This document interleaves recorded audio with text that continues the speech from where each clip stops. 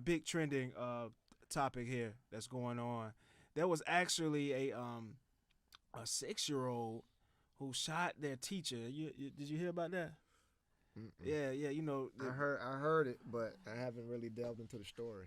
let me play. I'm gonna play a quick video clip, then we're gonna react to it here. Okay, that's the biggest problem in this country. We don't. The statistics in the UK for crime is 0 for guns.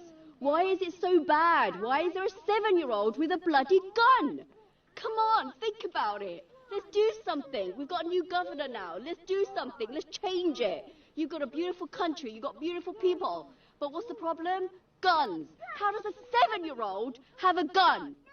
That's what I'm pissed off with. I'm only here because my husband's in the military, or otherwise I would not have chosen to come to this country. Thank you, ma'am. Yeah. So of course that's a mother that's in the Virginia area reacting to the kid. She probably has a kid in that same school, I'm assuming, and that's why they were interviewing her there. The news, and so Are we it, sure it was, she wasn't in Bend It Like Beckham? I don't know, man. But apparently this kid, man, it was premeditated the whole way. They put was at home, got the gun from the parents, put the gun in the backpack, took it to school, waited until it was a opportune time when the teacher was teaching a lesson, took the gun out, shot the teacher.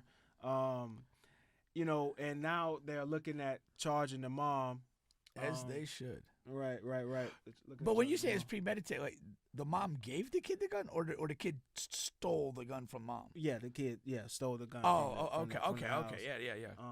I'm saying premeditated as far as like the kid knew what they were doing the entire time. Okay, Like, okay. It's not like they just found the gun in the classroom and was playing around with it. I seen one of these before. Right. But just reacting to the mom there, the mom of the other child, and we talked about this on the show before, just the guns and what do we do with gun control, because it's like a story. It's not, I don't want to say a story similar to this, but there's something crazy going on with kids and guns and in this country, almost looks like now once a month. Pink, if you want to reiterate some of the things you've said already. I'm anti-Second Amendment. I'm anti-gun. I don't see the purpose in it. And to me, the cost of these situations, this teacher getting shot, the kids at Sandy Hook Elementary getting killed, the concert goers in Vegas, the people in the movie theater, all these mass shootings, the one here at the club downtown. Like, I don't accept this as being okay. And I'm 100% with what this woman said. And what she said is the perspective that the rest of the world has of the U.S. You people are ridiculous for allowing guns, because you have these things happen on a consistent, regular basis, and you do nothing about it. I forget whether it was Australia or New Zealand, one of those countries had a mass shooting, I think in 1988 or 89. They immediately, and I mean by immediately, within weeks, passed legislation controlling guns. They haven't had a similar episode since, in 30 plus years now. It is, we have the power through law and enforcement and everything else, and when I mean law, I mean passing laws, to change this. Most of the countries in the rest of the world have changed it. We refuse. We have this crazy attachment to the Second Amendment. We have this crazy attachment to just gun ownership. I think it's like little dick energy.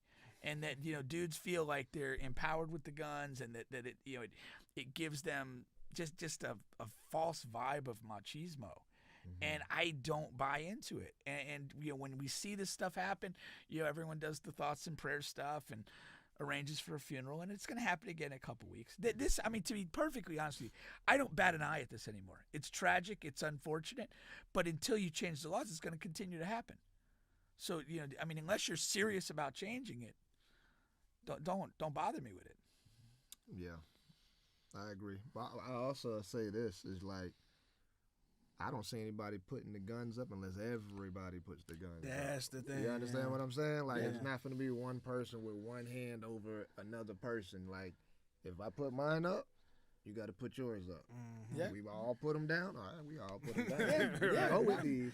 But if you're trying to one-up me, Yeah. then I think that's where the disparity is. And so it's got to be outside of power control.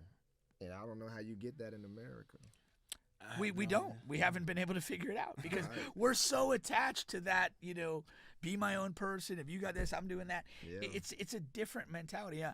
My son Bryson, he lives abroad. He lives in Germany, and we just just culturally, it's so different. There's not this strand, and whether it's the gun stuff or just sort of even like sort of entrepreneurial self-image stuff, it's so much more prevalent and defined here than it is in most of the rest of the world. And I mean, we can look at that and say there's some good aspects to it, but there's undoubtedly some bad. Yeah. You know. Yeah, and that's a week's brought up a thing I was going to bring up is, a lot of those guys you're talking about is yeah, they don't want to be one up, right? Yeah, if everybody's going to put their guns down, maybe I'll be down. But if I put mine down and then a week later I'm put in a situation where having one could have saved my life, right? So that's the thing. What I 1000% disagree with guys that think like, oh, if the government tries something one day, you got that crowd there, and I just continue to say that's just the dumbest thing I've ever heard.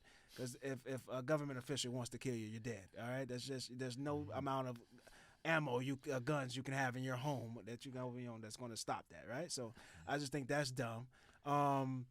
But it's I think it's impossible. I don't see how they can take all the guns out of the homes. What are you going to do? Like bring all guns to what's the thing where people take clothes? What's that building called? Goodwill. Bring all your guns to the Goodwill. I don't know. You're gonna pay police to go into home after home after home. Well, let them do something useful for once. I've been waiting 51 years for them to do something worth a damn. Try that. Right? So it's tough, definitely. But on a more serious note, I agree with you. I just wish we had a solution, right? Here on the bench, we pride ourselves on coming up with solutions, and here we just can't come up with one. I don't know, So I hate to bring up problems after problems and not have the solution, because I like to be, if I'm going to keep arising problems, I like to at least come up with some reasonable solutions. That way you're just not talking into space every time, But this one, man, it's just tough. It's just tough. And like Pink says, though, until something is done, unfortunately, things like this is going to happen at a numbing pace. Yeah. As they have I'm already numbed. Yeah. Yeah, it's bad. Yeah, it's rough. it is, man. It is.